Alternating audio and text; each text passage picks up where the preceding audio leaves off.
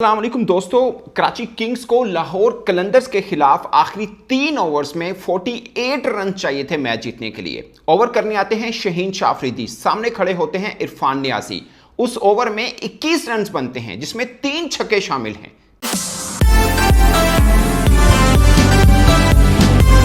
अस्सलाम वालेकुम दोस्तों, कराची किंग्स को लाहौर कलंदर्स के खिलाफ आखिरी 3 ओवर्स में 48 रन चाहिए थे मैच जीतने के लिए। ओवर करने आते हैं शहीन शाह अफरीदी, सामने खड़े होते हैं इरफान नियाजी। उस ओवर में 21 रन बनते हैं जिसमें 3 छक्के शामिल हैं। 3 छक्के शहीन शाह अफरीदी को। सेकंड लास्ट ओवर करने आते हैं हारिस रऊफ, उनके ओवर में 20 रन होते हैं, यानी 2 ओवर में 41 रन बन जाते हैं, जबकि कराची किंग को 3 ओवर में 48 रन चाहिए थे। फिर आखिरी ओवर में 7 रन बचाने थे और मिचल करने आते हैं ओवर। पहली बॉल पे विकेट जरूर मिल जाती है, मगर फिर इरफान नियाजी सिंगल लेते हैं, हसन अली इरफान नियाजी आते हैं, फिर छक्का लगाते हैं और मैच को खत्म कर देते हैं। 21 बॉलों पर 48 रन, 2 चौके 5 छक्के, 228 का स्ट्राइक रेट। एक तरफ मुझे अफसोस है कि शहीन शाह अफरीदी और हारिस रऊफ जो पाकिस्तान के प्रीमियर फास्ट बॉलर हैं, दोनों ने 2 ओवर में 41 रन खाए, मगर खुशी इस बात की है कि मारने वाले इरफान नियाजी हैं। अगर इसमें थोड़ा सा हिस्सा द प्रेसिडेंट मोहम्मद नबी का भी है, जो कि अफगानिस्तान के सुपरस्टार हैं, ऑलराउंडर हैं, अच्छे बल्लेबाज हैं, मगर इरफान नियाजी ने क्या बैटिंग की है। और आज दूसरा रोज है जो मुझे खुशी मिली कि पाकिस्तान का अपना एक इमर्जिंग क्रिकेटर कह लें या यंगस्टर कह लें जिसने मैच को फिनिश किया है। कल हसन नवाज ने किया, आज इरफान नियाजी ने किया, और सबसे खास पॉइंट कि 228 की स्ट्राइक रेट के साथ, जहां पे सिंगल डबल चाहिए थे रोटेशन किया है और जहां पे छक्के चाहिए थे वो भी मारे हैं। ये वही इरफान नियाजी हैं जिनको इस पीएसएल के पहले 5 मैचेस में 43 रन किए थे और इनको बिठा दिया था। और मैं बोल रहा था आपको कि इरफान नियाजी में पूरा दम है। मैं किसी एक पाकिस्तान के जर्नलिस्ट से बात कर रहा था, मैंने कहा इन्होंने गलत किया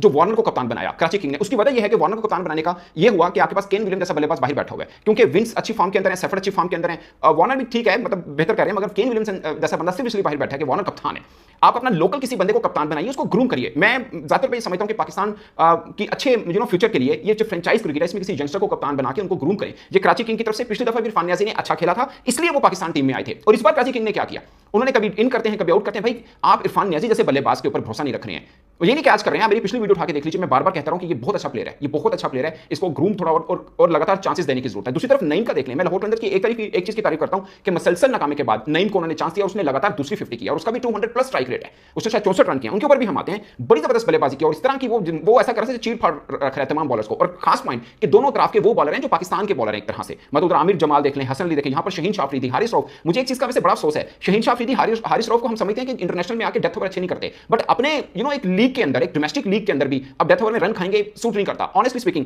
और मजे की बात है, दोनों के ओवर आप उठा के देख लें, लास्ट में दोनों ने एक ये कमेंटेटर ने भी कहा कि दोनों ने सिर्फ एक ब्लॉक होल किया, दोनों ब्लॉक होल के ऊपर एक रन आया, यानी कामयाब रहे। तो फिर क्यों नहीं कर रहे इतने प्रेडिक्टेड कि इरफान नियाजी जैसे बंदे को पता ही बॉल कहां पे आनी। ठीक है वो नेट पे खेलते हैं, इनके साथ रहते हैं, सब चीजें, मगर ये भी तो उनको बॉलिंग करते हैं। मतलब कल का क्रिकेटर है इरफान नियाजी, अगर वो इस तरह से हारिस रऊफ को और शहीन शाह अफरीदी को धोके जाएगा, फिर ड्यू रिस्पेक्ट एक डाउट क्रिएट होगा कि ये पाकिस्तान के प्रीमियर बॉलर को हो क्या गया। अगेन मैं फिर मानता हूं कि शहीन शाह अफरीदी नई बॉल के साथ अच्छी बॉलिंग कर रहे हैं। इससे पिछले वाले मैच में हारिस रऊफ ने बड़ी अच्छी बॉलिंग की है, लेकिन वो कंडीशनल बॉलर हैं, जहां पे पिच सपोर्ट करेगा वो खेले नहीं जाएंगे, जहां पिच सपोर्ट नहीं करेगा। मैं मानता हूं बहुत से बॉलर्स के साथ ऐसा होता है, मैं मानता हूं, मगर हारिस रऊफ तो बिल्कुल 100% कंडीशनल बॉलर है, जहां पे बाउंस मिलेगा अच्छी बॉलिंग करेंगे, जहां नहीं मिलेगा Asian condition type, true Asian condition हो जाएंगी, पिटेगा, बुरी तरह से पिटेगा। और यही मुझे डाउट रहता है कि हारिस रऊफ को लेकर कि सीना कंट्री में अच्छी बॉलिंग, उस जैसी कंडीशन में अच्छी बॉलिंग, मगर अपनी देसी कंडीशन के अंदर वो अच्छी बॉलिंग नहीं कर पाते।